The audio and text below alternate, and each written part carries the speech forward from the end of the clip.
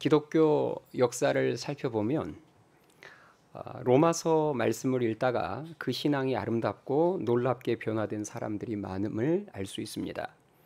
참회록을 썼던 어거스틴, 그리고 종교개혁자 마틴 루터, 그리고 감리교의 창시자죠 요한 웨슬리, 철로역정을 썼던 존 버년, 그리고 영국의 유명한 목사님인 존 스토트 목사님, 뭐 이런 이름만 대면 알만한 수많은 영적 거장들이 로마서 말씀을 통해서 놀라운 신앙의 변화 그리고 인생의 변화를 경험했는데요. 문제는 지금 우리가 살아가고 있는 지금 이 시대 21세기에는 이런 역사가 거의 없다는 것입니다. 사실 오늘날 크리스천들이 로마서 말씀을 못 읽는 것도 아니거든요. 분명히 로마서를 우리도 읽어요. 그들하고 다른 로마서를 읽는 게 아닙니다.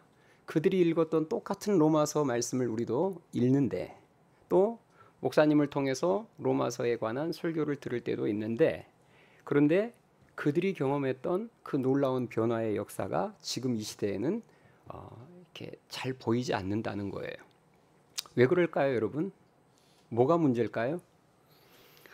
영원하고도 정확무오한 하나님의 말씀에는 문제가 없겠죠. 아멘이 되십니까?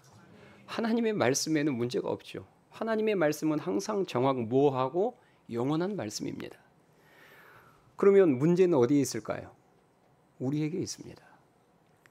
똑같은 로마서 말씀을 읽는데 그때와 같은 변화의 역사가 일어나지 않는다면 문제는 우리에게 있는 것이죠.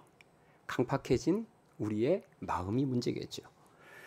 자, 오늘부터 수련회를 마칠 때까지 총 11번의 집회를 통해서 제가 로마서를 살펴볼 텐데요. 하나님 말씀에 대한 그 갈급함 때문에 수문앞 광장으로 일제히 모여들었던 이스라엘 백성들처럼 그런 갈급한 마음과 자세로 로마서 말씀을 받으셔서 놀랍고 아름다운 변화를 우리 하늘씨앗교회 성도들이 다 경험할 수 있게 되기를 원합니다.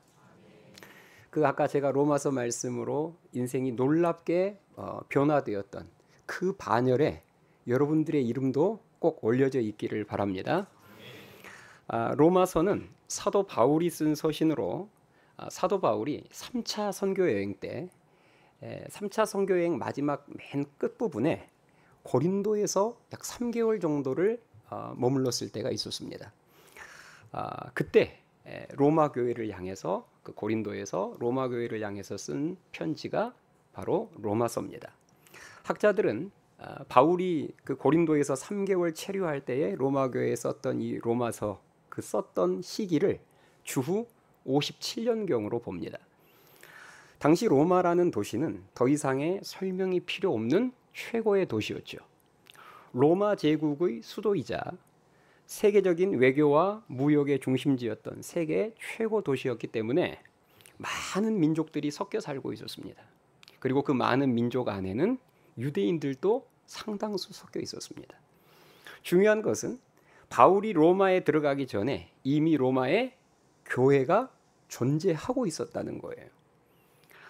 로마 교회가 어떻게 세워졌는지는 제가 뒤에서 설명드리기로 하고요. 자, 본문 말씀으로 바로 들어가겠습니다. 자, 1절 말씀을 우리 한 목소리로 같이 읽겠습니다. 1절 시작. 예수 그리스도의 종 바울은 사도로 부르심을 받아 하나님의 복음을 위하여 택정함을 입었으니. 아멘. 예. 자, 바울이 지금 자기 자신을 말하죠. 사도로 부르심을 받아서 하나님의 복음을 위해서 택정함을 입었다. 이렇게 끝부분에 택정함을 입었다 이렇게 나옵니다. 예, 내려주세요. 자, 이 택정함을 입다라고 지금 번역된 단어가 헬라어 원어로 보면 아포리스메노스라는 단어를 씁니다. 뜻은 뭐냐면 구별하다, 분리되다라는 뜻으로서 결국 바울은 복음 전파를 위해서 하나님께서 구별하여 분리한 자라는 것을 우리들이 알 수 있습니다. 자, 이처럼 하나님께서 선한 일을 위해서 바울을 구별해서 떼어놓으셨을 때 바울은 그 사명을 이루기 위해서 세상의 부와 명예와 쾌락으로부터 자신을 구별하여 떼어놓았습니다. 오늘날 우리도 마찬가지겠죠. 하나님이 주신 사명을 이루는 삶이 되기를 원한다면 우리도 바울처럼 세상의 부와 명예와 쾌락으로부터 자신을 구별하여 떼어놓아야 될 줄 믿습니다. 세상 사람들과 별 다를 것 없이 세상의 것으로부터 나를 구별시키지 않고 그것들을 다 세상 사람들하고 똑같이 명예도 부도 쾌락도 다 얻으면서 그것을 다 소유하면서 하나님이 주신 사명을 이룬다. 그럴 수는 없습니다. 사람이 여러분 다 가질 수 없어요. 우리는 유한한 존재입니다. 한계가 있는 존재예요. 어떻게 세상 사람들이 누리는 것 다 누리면서 하나님이 주신 사명도 이룰 수 있을까요? 자, 바울은 이어지는 2절에서 자신이 전하는 복음이 무엇인지를 2절에서 설명하는데요. 자, 2절 말씀을 우리 한 목소리로 같이 읽겠습니다. 2절 시작. 이 복음은 하나님이 선지자를 통하여 그의 아들에 관하여 성경에 미리 약속하신 것이라. 아멘. 자, 여러분 복음은 좋은 소식이에요. 굿뉴스입니다. 자, 그런데 그 좋은 소식의 핵심이 뭐냐? 하나님의 아들이신 예수 그리스도임을 믿으실 수 있기 바랍니다. 복음의 핵심은 하나님의 아들이신 예수 그리스도임을 지금 바울이 말하고 있습니다. 그러면서 곧바로 그 예수님에 대해서 설명하는데요. 자, 3절 말씀해 보세요. 3절에 보시면 이렇게 나와 있습니다. 그의 아들에 관하여 말하면, 자, 예수님에 대해서 바로 설명하죠. 육신으로는 다윗의 혈통에서 나셨고, 이렇게 기록이 되어 있습니다. 자, 여기서 육신으로라는 말은 예수님의 인성을 말하는 것인데, 인성에서 지금 바울이 강조하고 있는 건 딱 하나입니다. 예수님의 인성을 언급하면서 강조하는 것은 딱 하나. 그분은 누구의 후손으로 태어나셨다? 예, 다윗의 혈통에서 나셨고, 이 말은 다윗의 후손으로 태어나셨다, 이 말이죠. 사무엘하 7장에 보면요, 하나님께서 다윗에게 다윗 언약을 해주시죠. 그 유명한 그 다윗 언약을 해주실 때 그 언약 가운데 이런 약속이 들어 있었습니다. 사무엘하 7장 12절을 보겠습니다. 사무엘하 7장 12절에 보면 약속들 중에 이 약속이 들어 있어요. 12절에 보니까 내 수완이 차서, 지금 하나님께서 다윗에게 해주신 약속이에요. 내 수완이 차서 내 조상들과 함께 누울 때에 내가 내 몸에서 날 내 씨를 내 뒤에 세워 그의 나라를 견고하게 하리라. 자, 지금 하나님께서 다윗에게 네가 죽더라도 너에게서 날 내 씨를 통해서 너의 나라를 영원히 견고하게 하리라. 이 바로 다음 절 보면 영원이라는 표현이 나와요. 너의 씨를 통해서 내가 영원히 견고한 나라를 세울 것이다. 이게 약속이었어요. 그러면 지금 하나님께서 말씀하신 내 씨, 이 씨가 누구를 의미할까요? 1차적으로는 솔로몬을 의미하죠. 네 아들 솔로몬을 세워서 내가 너의 나라를 견고하게 할 것이다. 이게 1차적인 의미지만 궁극적으로는 이 씨는 누구를 의미할까요? 예, 너의 후손으로 태어날 그 메시아. 그 메시아를 통해서 영원히 견고한 나라를 세울 것이다. 하나님께서 말씀해 주셨습니다. 다시 말해서 메시아는 다윗의 후손으로 오실 것이라는 말이죠. 예수님은 정말 다윗의 후손으로 태어나셨습니다. 그래서 바울은 지금 예수님을 소개할 때, 복음의 핵심인 예수님을 소개할 때 그분은 다윗의 혈통이십니다. 구약의 예언대로 다윗의 후손으로 오신 분이십니다. 이렇게 지금 소개하고 있는 것입니다.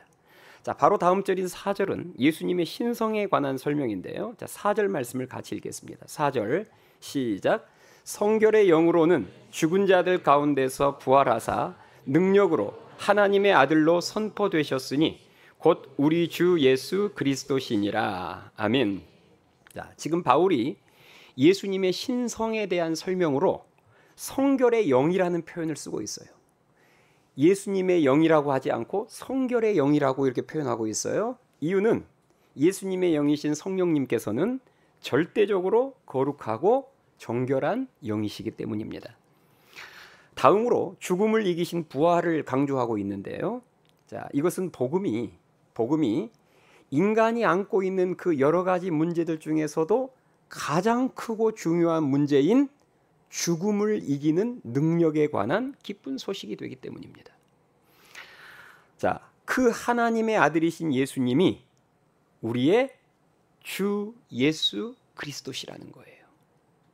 자, 방금 여러분이 아까 방금 봤던 말씀 끝부분에 보시면 4절 끝부분에 보시면 능력으로 하나님의 아들로 선포되셨으니 곧 우리 주 예수 그리스도시니라. 이렇게 기록이 되어 있죠. 자, 예수님의 완전한 형식의 이름을 바울이 지금 소개하고 있습니다. 주 예수 그리스도. 이것이 바로 예수님의 칭호 중에서 가장 완벽한 완전한 형식의 이름이에요. 주 예수 그리스도. 그래서 목사님들이 축도를 할 때요. 축도를 할 때 예수님의 은혜와 이렇게 하지 않습니다. 예수 그리스도의 은혜와 하나님의 사랑과 이렇게 하지도 않습니다. 지금 무슨 말인지도 모르죠. 축도를 목사님이 어떻게 했는지, 무슨 말을 축도 때 뭐라고 말씀을 하셨는지 생각도 안 나잖아요. 얼른 목사님 끝내놔 주십시오. 모든 목사님들이 축도할 때 반드시 예수님의 이름을 함부로 쓰지 않고 예수 그리스도라고도 하지 않아요. 주 예수 그리스도. 이 완전한 형식의 이름을 씁니다. 이게 완전한 형식의 이름이에요. 주 예수 그리스도. 자, 이 이름은 예수님의 인성과 신성과 사역의 결과가 모두 반영된 완전한 형식의 이름입니다. 자, 예수라는 이름은 역사적인 실존 인물로서의 인성을 나타내는 이름이에요. 예수. 그리고 그리스도는요, 기름 부음 받은 자라는 뜻이잖아요. 메시아라는 뜻입니다. 구원자라는 뜻이에요. 그러니까 이것은 예수님의 신성을 의미하는 이름입니다. 인성의 이름 예수, 신성의 이름 그리스도.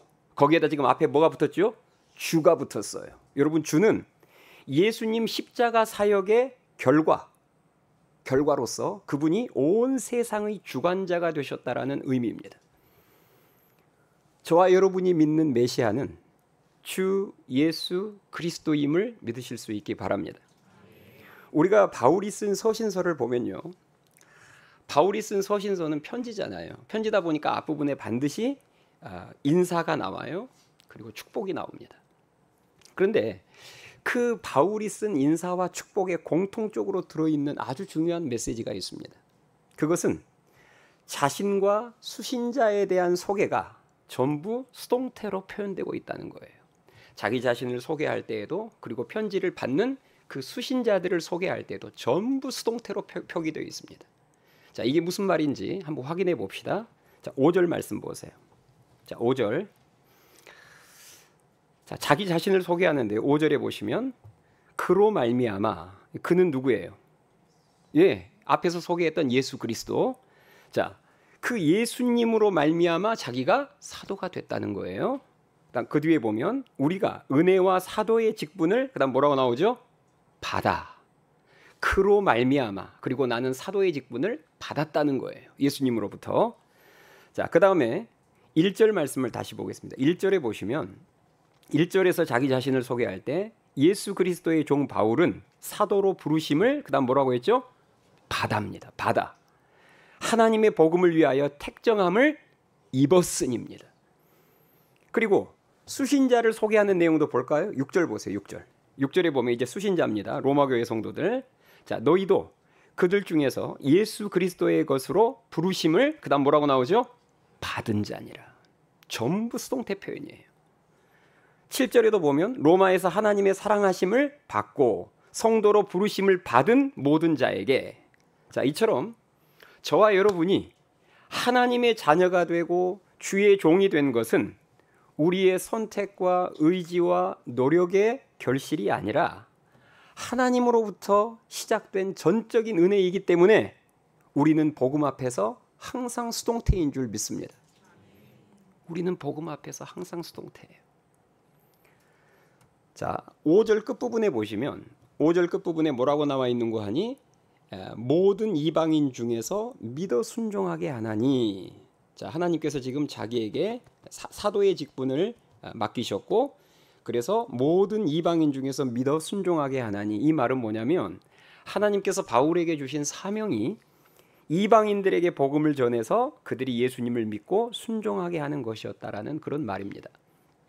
자, 그 다음에 8절 말씀을 우리 한 목소리로 같이 읽겠습니다. 8절 말씀, 8절 시작. 먼저 내가 예수 그리스도로 말미암아 너희 모든 사람에 관하여 내 하나님께 감사함은 너희 믿음이 온 세상에 전파됨이로다. 아멘. 자, 지금 바울이 뭔가 하나님께 감사하고 있는데요. 뭘 감사하고 있죠? 무엇 때문에 감사하고 있어요? 너희의 뭐 때문에? 믿음 때문에. 그럼 너희의 믿음이라는 말은 너희는 누군데요? 로마에 있는 성도들. 로마에 있는 성도들의 믿음 때문에 감사하고 있습니다. 이 말은 결국 로마에, 바울은 아직 로마 가보지도 않았어요. 그런데 로마에 이미 예수님을 믿고 있는 성도들이 있다는 말이고, 그 소문이, 그 성도들의 소문이 온 세상에 퍼져서 바울도 그 로마 교회 성도들의 소식을 들었다는 말입니다. 우리는 이 8절 말씀을 통해서 이미 로마의 복음이 전해져서 교회가 세워졌음을 알 수 있는데요. 사실 바울이 로마서를 기록할 당시까지 로마는 사도들에 의해서 복음이 전해지지 않았던 곳입니다. 사도들은 로마에 가본 적도 없어요. 그러면 질문이 생기죠. 아니, 사도들이 그때까지, 로마서를 바울이 쓸 때까지 사도들이 로마를 간 적이 없는데 언제 어떻게 로마의 복음이 전파되어서 로마 교회가 세워졌을까? 이런 궁금함이 우리 안에 생겨납니다.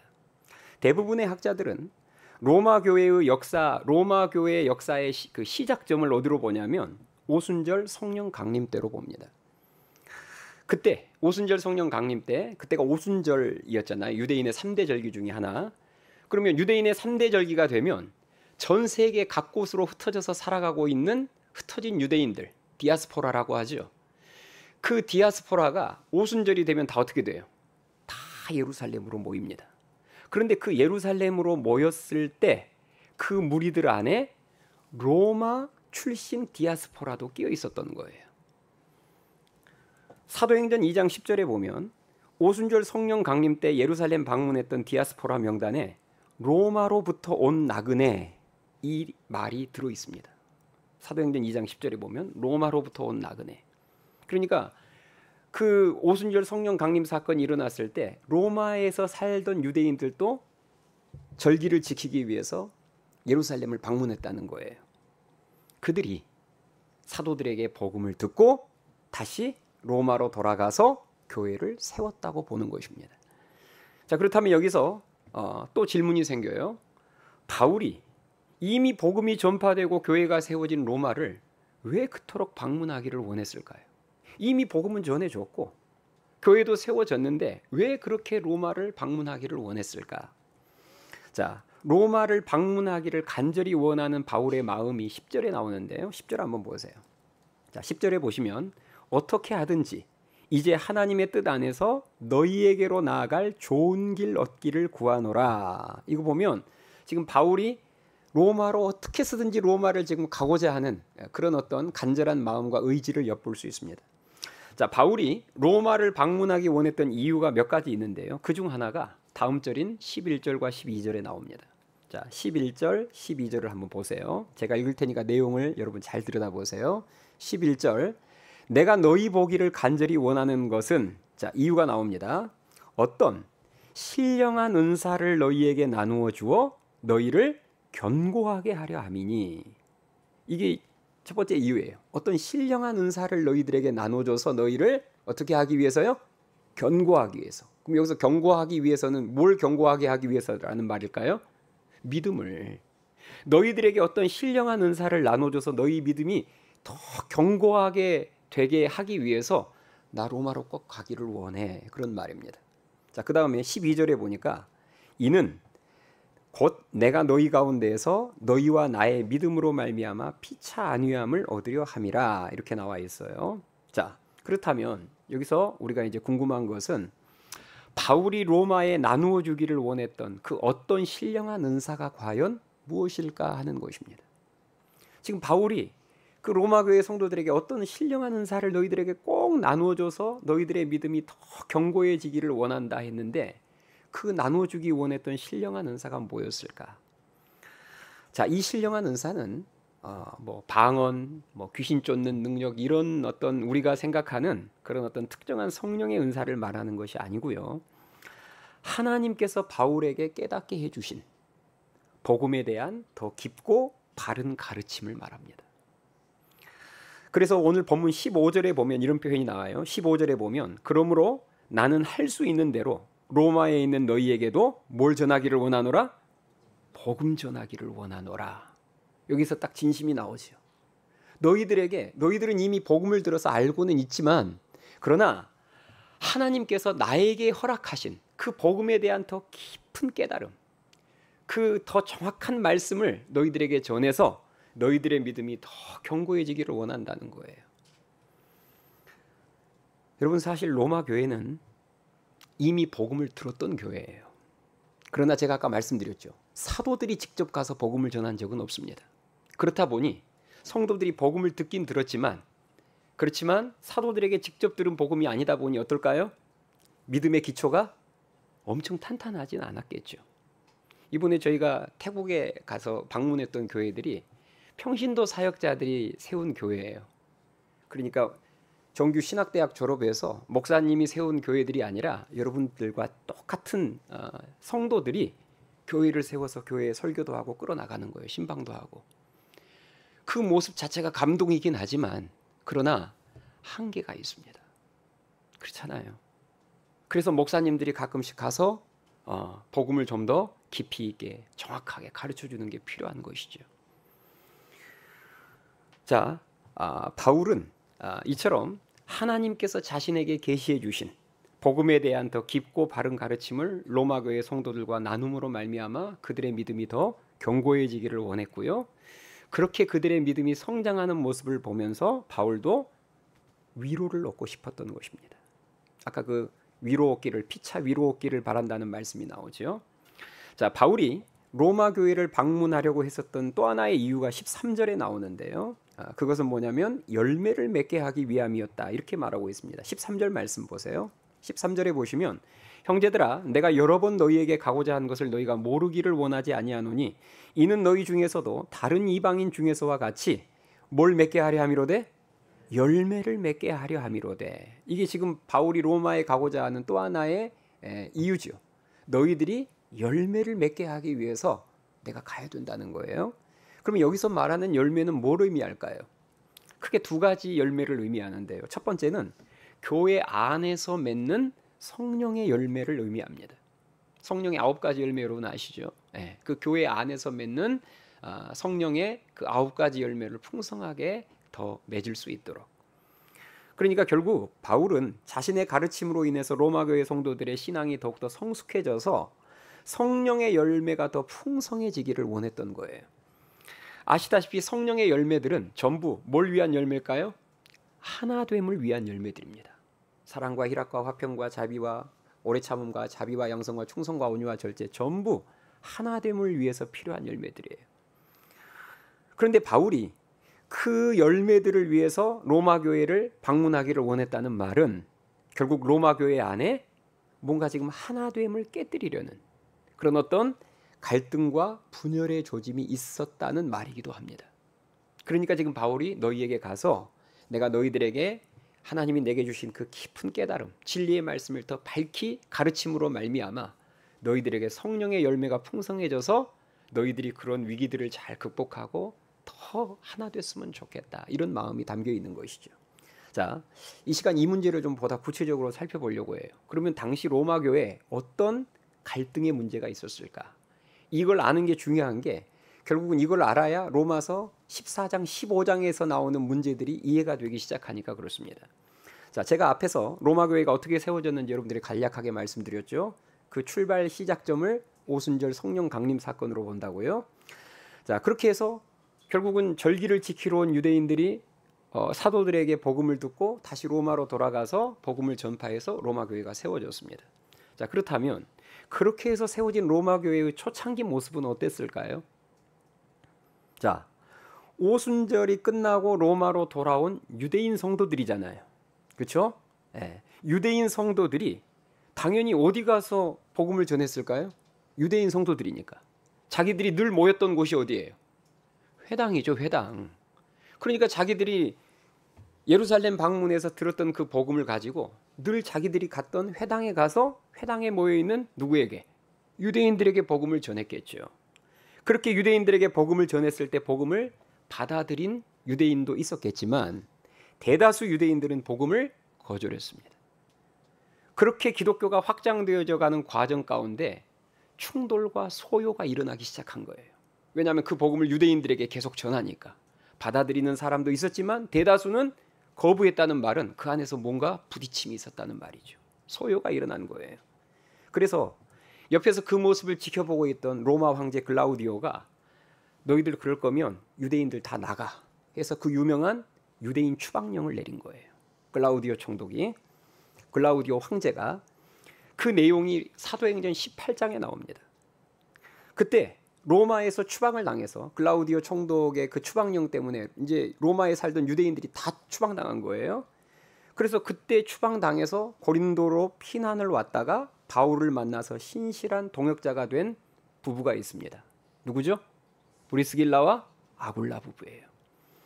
이처럼 글라우디오 황제의 유대인 추방령으로 인해서 로마에서 유대인들이 다 추방되자 로마 교회에도 큰 변화가 생길 수밖에 없었던 것입니다. 교회의 구성원들이 달라졌던 거죠. 그렇죠? 누가 다 빠졌어요? 유대인들이 다 빠졌어요. 그러면 교회 구성원 안에 누구만 남은 거예요? 이방인들만 남은 거예요. 자, 한번 생각해 보세요. 로마 교회 초창기 때, 초창기 로마 교회 때 주된 구성원은 유대인이었겠습니까? 이방인이었겠습니까? 유대인이었죠. 유대인이 오순절 절기 지키다가 결국은 복음 듣고 와서 로마 교회를 세웠으니까 초창기 주 멤버는 유대인이었습니다. 그리고 이제 이방인이 소수였겠죠. 그런데 글라우디오 황제가 유대인 추방령을 내리자 로마 교회는 이방인들만 남아있는 교회로 바뀐 거예요. 그러면 그 다음은 어떻게 될까요? 자, 이제 이방인들만 남았어요. 그러면 교회 구성원만 바뀐 게 아니라 일단 예배 장소가 바뀝니다. 그동안은 유대인들 때문에 회당에 가서 그들끼리 예배도 드리고 했지만 이제는 유대인들이 싹 빠져버리니까 이방인들은 자기 집에서 예배를 드리기 시작하죠. 집에 모여서. 그리고 교회 문화도 점점 이방인들에게 맞게 바뀌어간 거예요.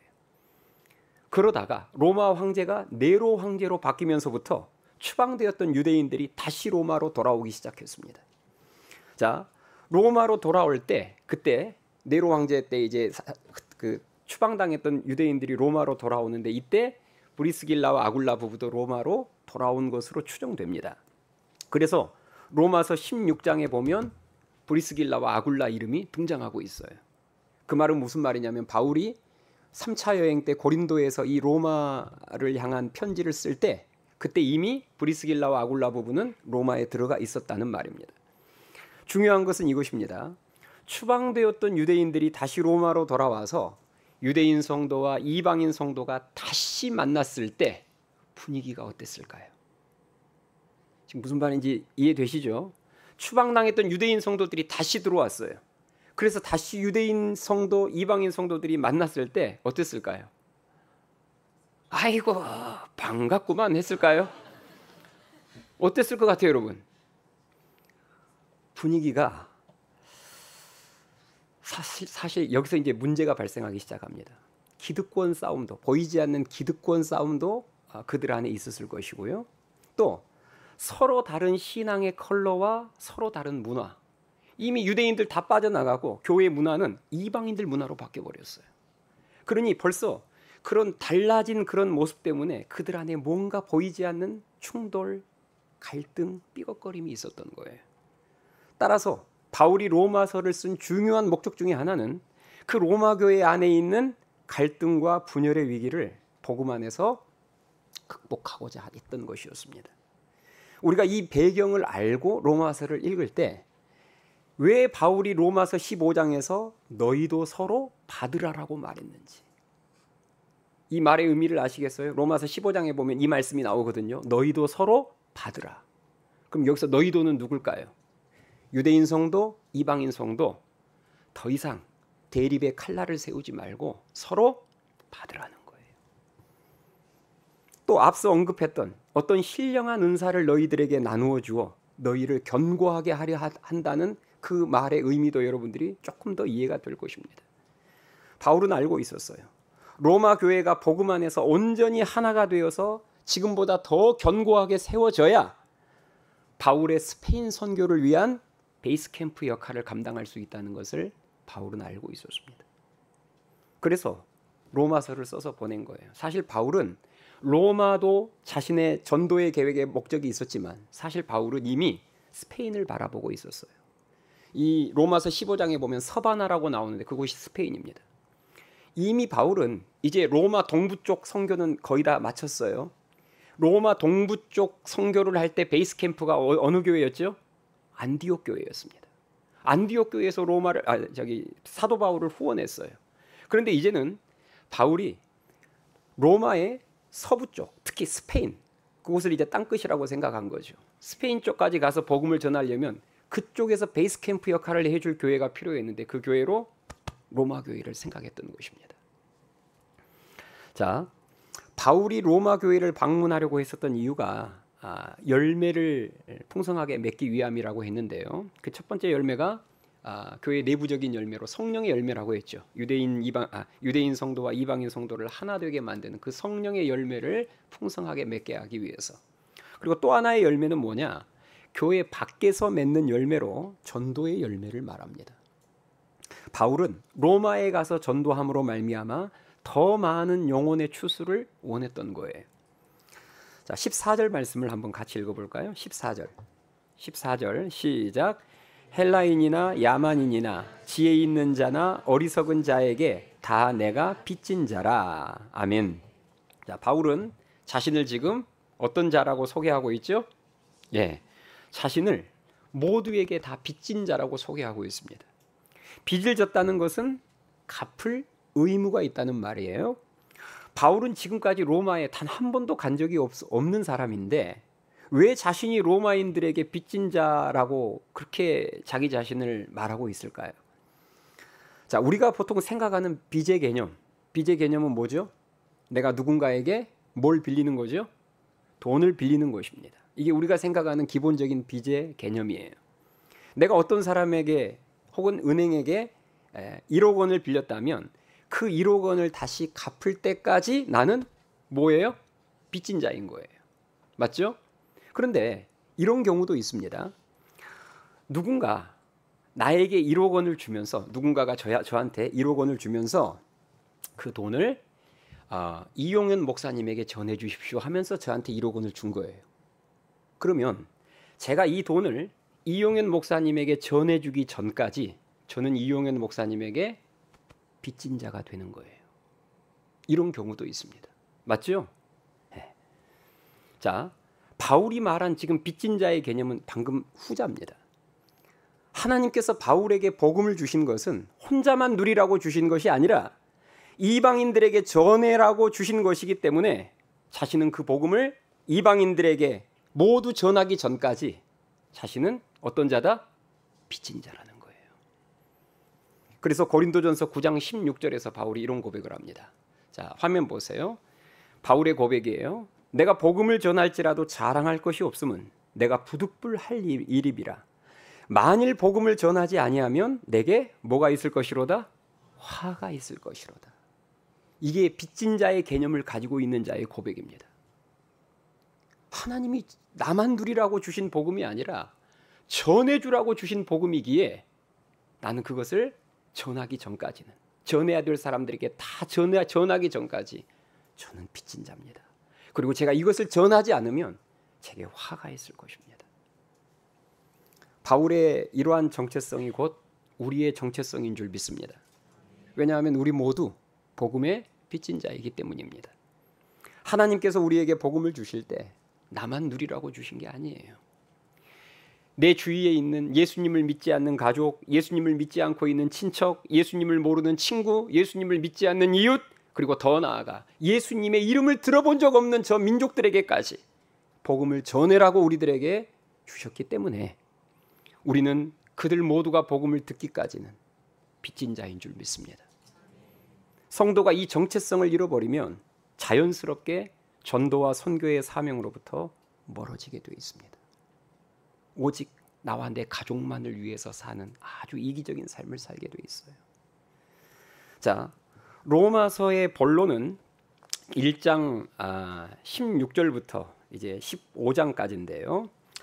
자, 그 본론의 핵심 내용. 자, 이제 16절부터 1장 16절. 오늘 우리가 17절까지 봤잖아요. 그러면 이제 16절, 17절부터가 본론이에요. 편지에서 본론. 그래서 언제까지가 본론이냐면 15장까지가 본론인데요. 자, 그 본론의 핵심 내용이 이제 지금 이 시간 마지막으로 공부할 16절, 17절입니다. 뒤에 나오는 모든 본론의 핵심 내용이 16절, 17절이에요. 자, 16절을 우리 먼저 한번 같이 읽겠습니다. 자, 거의 다 이제 끝까지 오셨어요. 16절, 17절. 자, 16절을 한번 같이 먼저 읽겠습니다. 16절 시작. 내가 복음을 부끄러워하지 아니하노니 이 복음은 모든 믿는 자에게 구원을 주시는 하나님의 능력이 됨이라. 먼저는 유대인에게요, 그리고 헬라인에게로다. 아멘. 자, 시작이 뭐라고 시작하냐면 내가 뭘 부끄러워하지 않는다? 복음을 부끄러워하지 아니하노니. 당시 많은 사람들은 복음을 부끄러워했습니다. 왜 복음을 부끄러워했을까요? 그 이유가 고린도전서 1장 23절에 나와요. 자, 앞에 한번 보겠습니다. 고린도전서 1장 23절. 잘 보세요. 우리는 십자가에 못 박힌 그리스도를 전하니 유대인에게는 뭐한 것이요? 거리끼는 것이요. 이방인에게는 미련한 것이로되. 자, 먼저 유대인에게 있어서 십자가는 거리끼는 것이었다. 이렇게 지금 바울은 말합니다. 유대인들은 신명기 21장 23절의 근거에서 십자가에 달린 자를 저주받은 자로 여겼습니다. 그래서 그들은 십자가에 달려 못 박혀 죽으신 예수 그리스도를 거리끼는 존재로 여겼어요. 이해되시죠? 그래서 유대인들에게 있어서 십자가는 거리끼는 것이었어요. 저 자리는 저주받은 자가 올라가는 자리인데 하나님의 아들이라는 자가 스스로 왕이라고 하는 자가 저 자리에 올라갔으니 유대인들에게는 거리끼는 것이죠. 그리고 헬라인에게 있어서 십자가는 어리석은 것이었다가 봤죠. 어리석은 것. 자, 헬라인의 관점에서 볼 때 신이 사람에게 사로잡혀서 비참하고 초라하게 죽는 행동은 이건 헬라인의 관점에서 봤을 때는 이건 완전히 미친 짓이었습니다. 어리석은 짓이었어요. 그러지 않겠어요? 여러분 그리스 로마 신화 봤죠? 그런 거 보면 그 신관, 그 신의 개념으로 보면 신이 사람에게 잡혀서 아무런 저항도 하지 못하고 그대로 십자가에 못 박혀 죽는다. 그들의 관점에서는 이것은 진짜 어리석고도 미친 짓이었습니다. 그래서 헬라인에게 십자가는 어리석은 것이었어요. 그러나 바울은 그 복음을 부끄러워하지 않았다고 말합니다. 여기서 부끄러워하지 않았다는 말은 자랑스럽다는 말의 역설적인 표현이에요. 그렇다면 왜 바울은 복음을 자랑스럽게 여겼을까? 왜냐? 복음은 모든 믿는 자에게 구원을 주시는 하나님의 놀라운 능력이 되기 때문이라고 고백하고 있습니다. 이 복음은 모든 믿는 자에게 구원을 주시는 하나님의 능력이 됨이라. 아멘. 자, 복음의 핵심은 뭐예요? 예수님의 십자가의 죽음과 부활이죠. 그런데 하나님께서 이 예수님의 십자가의 죽음과 부활을 통해서 하나님이 이루신 일이 뭘까요? 십자가의 죽음을 통해서는 우리들의 죄값을 다 지불하사 죄인들이 구원받을 수 있는 유일한 길을 내셨고, 부활을 통해서는 마귀의 권세, 사망의 권세를 정복하신 줄 믿습니다. 그래서 이제 누구라도 이 예수님을 믿으면 구원을 받고 그 즉시 하나님의 통치 안으로 들어가게 해주기 때문에 복음은 모든 믿는 자에게 구원을 주시는 하나님의 능력이 되는 거예요. 우리가 제가 말했죠. 이 복음을 듣고 믿는 그 순간, 그 시간부로 바로 하나님의 통치 안으로 들어갑니다. 우리가 하나님의 통치를 받게 되는 그 순간부터 모든 것이 새로워집니다.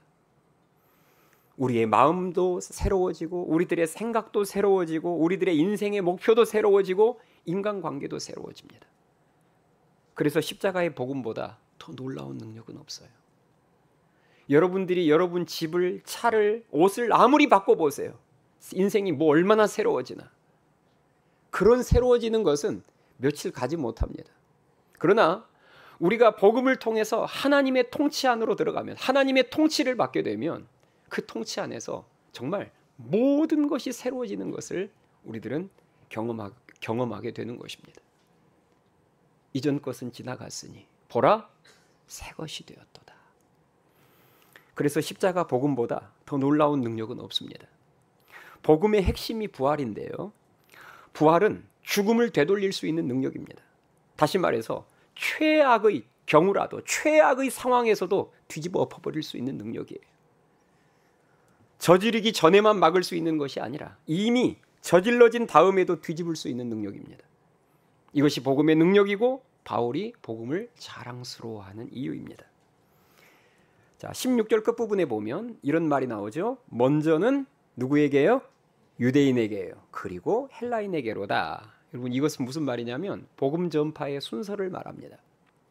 유대인은 하나님께서 가장 먼저 택하신 민족이죠. 그리고 신약 시대로 넘어와서 그 복음을 받는 데 있어서도 유대인들이 우선순위를 가졌습니다. 그래서 예수님께서도 공생의 기간 주로 유대인들을 대상으로 복음을 더 많이 전하셨을까요? 이방인들을 대상으로 복음을 더 많이 전하셨을까요? 유대인들을 대상으로 복음을 더 많이 전파하셨습니다. 그리고 사도행전 1장 8절에 나오는 그 예수님의 복음 전파 명령도 보면 예루살렘과 온 유대와 사마리아와 땅끝이에요. 어디서부터 시작돼요? 예루살렘. 유대인들이 살고 있는 예루살렘에서부터 시작됩니다. 그런 말입니다. 먼저는 유대인에게요. 그리고 헬라인에게로다. 자, 이제 마지막 절이에요. 17절 말씀 읽고 이제 이 말씀 살펴보고 말씀을 마치겠습니다. 17절 시작. 복음에는 하나님의 의가 나타나서 믿음으로 믿음에 이르게 하나니 기록된 바 오직 의인은 믿음으로 말미암아 살리라 함과 같으니라. 아멘. 자, 시작이 어떻게 시작하죠? 복음에는 뭐가 나타나서? 하나님의 의가 나타나서 믿음으로 믿음에 이르게 하나니, 이렇게 나오는데, 자, 그러면 복음에 나타난 하나님의 의, 이 의는 도대체 뭘 의미할까요? 복음에는 하나님의 의가 나타났대요. 그럼 이 의는 무슨 의를 의미할까요? 하나님의 공의인 줄 믿습니다. 아멘 하면 큰일 납니다. 네. 여기서 말하는 것은 하나님의 공의가 아니에요. 여러분, 하나님의 공의로는 인간이 절대로 구원받을 수 없습니다. 공의만 있어서는 구원받을 수 없어요. 공의는 뭘 가져올까요? 심판을 가져와요. 구원을 가져오지 않습니다. 그럼 여기서 말하는 의는 뭘 말할까요? 하나님의 공의가 아니면 윤리적 개념의 의도 아닙니다. 여기서 의라는 단어는 헬라어로는 디카이오시네라는 단어를 사용하고요. 히브리어로는 체덱이라는 단어를 사용하는데, 이 단어는 윤리적 개념의 의의를 말하는 단어가 아니라 언약 개념으로 사용하는 단어입니다. 언약적 개념의 의예요. 이게 체덱입니다. 그러므로 오늘 본문에서 말하고 있는 이 복음에 나타난 하나님의 의, 이것은 자기 백성에 대한 하나님의 언약적인 신실하심을 말해요. 언약적인 신실하심이라는 말은 무슨 말이냐면 자기 백성들에게 했던 약속을 반드시 뭐 하시는? 지키시는 그 의를 말합니다. 그래서 제가 이 복음에 나타난 하나님의 의는 공의도 아니고 윤리적 개념의 의도 아니고 언약적 개념의 의라는 말이 그 말입니다. 언약적인 신실하심을 말해요.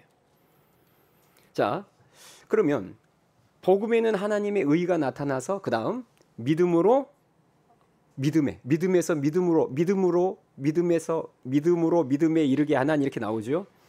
자, 그러면 이 방금 뒤에 나오는 믿음으로 믿음에 이르게 한다라는 말의 의미가 중요한데요. 사실 이 해석에 대한 의견이 학자들마다 분분합니다. 믿음이 두 번 연달아 나오잖아요.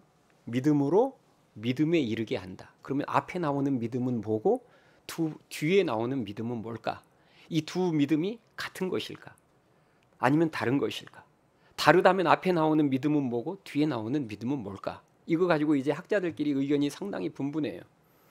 자, 이 말씀의 가장 전통적인 해석 방법을 제가 먼저 알려드릴게요. 가장 전통적인 해석 방법은 앞에 나오는 믿음을 구원받을 때 필요한 믿음, 가장 초보적인 믿음으로 해석하고요. 그리고 뒤에 나오는 믿음을 보다 성숙한 믿음으로 해석합니다. 결국 그렇게 되면 이런 거죠. 복음에는 하나님의 의가 나타나서 초보적인 믿음에서부터 시작해서 성숙한 믿음에 이르게 하나니, 이런 의미가 되는 거예요. 이 해석이 방금 제가 말씀드렸던 해석이 어거스틴이라든지 칼빈이 주장한 가장 전통적인 해석이고, 이렇게 해석해도 맞습니다. 이렇게 해석해도 괜찮습니다. 그런데 그로부터 세월이 지나면서 현대 신학자들에 의해서 이 말씀은 좀 다르게 해석됐습니다. 앞에 나오는 믿음을 하나님의 신실하심의 의미로 해석합니다. 네, 믿음에서 믿음에 이르게 하나니 할 때 그 앞에 나오는 믿음을 하나님의 신실하심의 의미로 해석해요. 왜냐? 지금 17절 말씀에서 강조하고 있는 것이 우리의 의가 아니라 누구의 의니까요? 하나님의 의를 강조하고 있잖아요.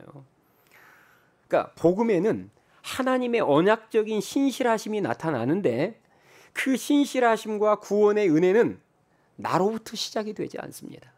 아멘이 되시죠? 그 신실하심과 구원의 은혜는 나로부터 시작되지 않고 누구로부터 시작돼요? 하나님으로부터 시작됩니다. 우리가 받는 구원의 은혜는 전적으로 하나님으로부터 시작돼요. 그래서 제가 아까 복음 앞에서 우리는 항상 스통테라는 표현을 썼죠. 하나님으로부터 시작됩니다. 그래서 첫 번째에 나오는 믿음을 초보적 믿음이 아니라 하나님의 신실하심으로부터 비롯된 믿음이라고 해석하는 거예요, 현대신학자들이. 그리고 나중에 나오는 믿음을 그 하나님의 신실하심의 결과로서 주어지는 우리가 흔히 말하는 믿음, 나의 의지적인 믿음을 말한다는 것이죠. 그래서 제가 여러분들에게 1단계 성경 공부할 때 이 말씀을 가지고 여러분들에게 설명할 때 제가 앞에 나오는 믿음을 그래서 성령 안에서 위로부터 주어지는 믿음이라고 여러분들에게 가르쳤고, 그리고 뒤에 나오는 믿음을 나의 의지적인 믿음이라. 핵심은 뭐냐면 그 하나님께서 일방적으로 우리들에게 은혜로 주시는 그 믿음 때문에 나의 지금 이 믿음이 생겼다는 것이죠. 전통적인 해석이나 현대적인 해석, 어느 쪽으로 해석해도 다 맞습니다만, 바울이 로마서에서 말하고 있는 이 구원을 위해서 필요한 믿음이 내 의지와 노력의 어떤 그런 산물이 아니라 우리를 향한 하나님의 신실하심에서부터 시작된 전적인 은혜의 결과물임을 강조하고 있음을 고려할 때 저는 현대적인 해석이 좀 더 맞다고 생각하는 거예요.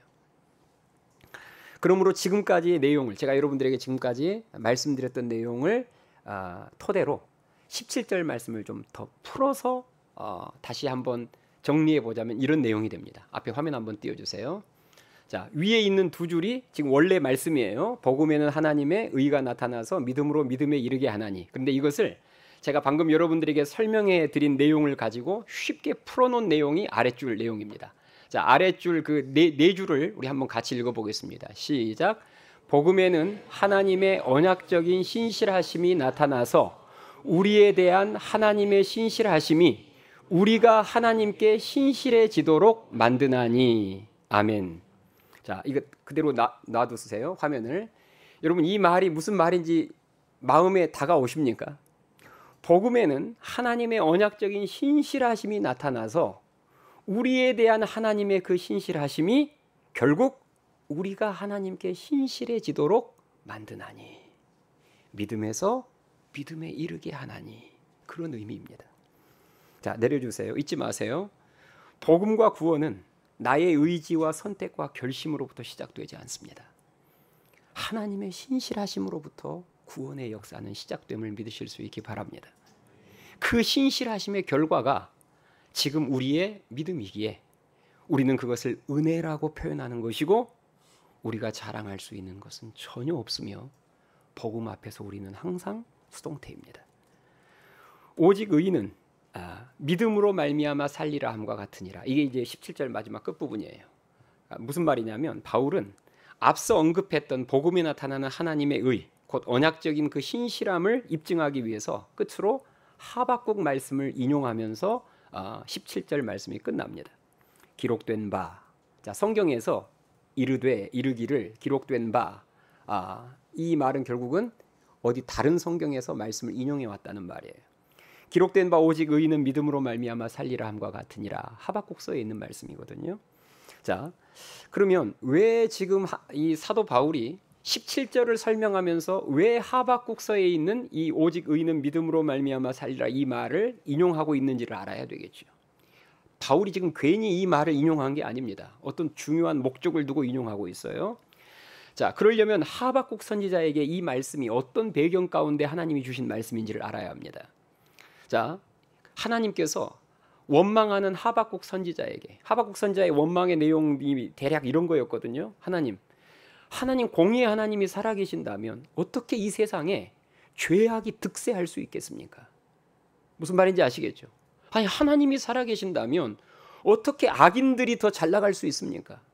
어떻게 선인들이 더 착하게 사는 사람들이 핍박받고 더 잘 나가지 않고 악을 저지르고 나쁜 사람들이 더 승승장구하며 잘 나갈 수 있습니까? 이게 하박국 선지자의 어마어마한 불만이었거든요. 또 하나의 불만, 하나님께서 바벨론을 들어서 이스라엘 백성들을 멸하신다고 하니까 여기서 하박국 선지자가 뚜껑 열린 거예요. 아니, 하나님, 우리 하나님의 백성들이 범죄한 것을 인정합니다. 그런데 어떻게 우리보다 더 악한 자를 회초리로 들어서 우리를 때릴 수 있습니까? 이거였거든요. 그때 하나님께서 하박국 선지자에게 주신 답변이 뭐였어요?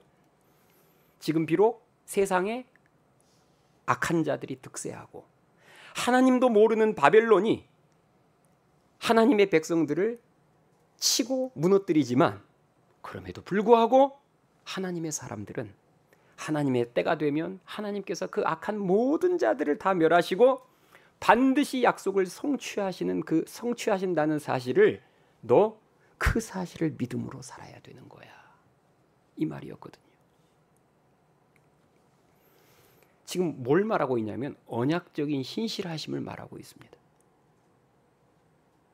믿음의 사람들은, 하나님의 사람들은 지금 현상만 보면 안 되고 나중에 하나님의 때가 되면 반드시 지금 득세하는 것처럼 보이고 지금 잘 나가는 것처럼 보인 그 악인들을 반드시 하나님이 공의로 심판하신다는 그 때를 믿음으로 믿고 기다리며 사는 거야. 이런 의미로 오직 의인은 믿음으로 말미암아 살리라 이 말씀이 주어진 거예요. 그래서 지금 바울이 그 하나님의 언약적인 신실하심을 증명하기 위해서 하박국 선지자가 했던 하박국에 있는 말씀을 끌어온 것입니다. 오늘 말씀을 맺겠습니다. 여러분, 우리는 세상은 십자가를 부끄러워할지 모르지만 우리는 복음을 부끄러워하지 않습니다. 우리는 복음을 자랑합니다. 왜죠? 복음만이 죄인인 우리에게 구원을 줄 수 있는 하나님의 능력이 되기 때문입니다. 그리고 십자가 복음에는 하나님의 의가 나타났어요. 하나님의 언약적인 신실하심이 나타나서 그 하나님의 언약적인 신실하심이 주신 그 믿음이 우리가 하나님께 신실해지도록 그 믿음으로 우리를 인도하는 줄 믿습니다. 그 하나님의 놀라운 신실하심이 저와 여러분을 바로 이 자리까지 인도해 주신 줄 믿습니다. 저는 바라기는 여러분들이 이번 로마서 말씀을 통해서 이 로마가 이미 복음을 들었지만 이미 복음을 알고 있지만 그들은 복음을 다시 들어야 했습니다. 왜요? 더 믿음이 견고해지려면, 그 복음의 능력을 삶 가운데서 더 깊이 있게 경험하려면 그들은 복음을 다시 들어야 했습니다. 저는 우리도 마찬가지라고 생각해요. 여러분은 이미 다 복음을 들었던 자들이고 복음을 알고 있는 자들입니다. 그러나 우리에게도 다시 복음이 필요한 줄 믿습니다. 다시 복음을 들어야 돼요. 그래서 정말 내가 복음이 의도하는 바대로 살고 있는지, 그리고 그 복음의 능력을 진짜 내 삶 가운데 경험하고 있는지를 잘 점검해보고 이번 기회를 통해서 그 복음의 능력이 다시금 우리 모두에게 부어지기를 주님의 이름으로 축원합니다. 찬양하시겠습니다.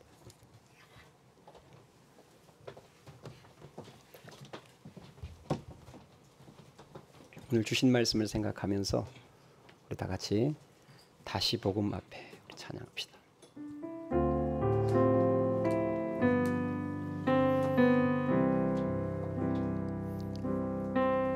많은 이들 말하고 많은 이들 노래는 하지만 정작 가진 않는 길 두려운 생각보다 많이 힘들고 험한 길보단 그저 말로만 가려기에 점점 멀어져만 가네. 내게 생명 주었던 그 길 점점 이용하려 하네. 내게 사랑 주었던 그 길 다시 복음 앞에 내 영혼 선에 주님 만난 그때 나 다시 돌아가 주님께 예배 드리며 다시 십자가의 길 걸으리. 처음부터 다시 한번 고백합니다. 많은 이들 말하고 많은 이들 노래는 하지만 정작 가진 않는 길 두려운 생각보다 많이 힘들고 험한 길보단 그저 말로만 가려기에 점점 멀어져만 가네. 내게 생명 주었던 그 길 점점 이용하려 하네. 내게 사랑 주었던 그 길 다시 복음 앞에 내 영혼 선에 주님 만난 그때 나 다시 돌아가 주님께 예배 드리며 다시 십자가의 길 걸으리. 다시 복음 앞에 다시 복음 앞에 내 영혼 선에 주님 만난 그때 나 다시 돌아가 주님께 예배 드리며 다시 십자가의 길 다시 복음 앞에 다시 복음 앞에 내 영혼 선에 주님 만난 그때 나 다시 돌아가 주님께 예배 드리며 다시 십자가의 길 걸으리. 우리 여러분 이 시간 기도합시다.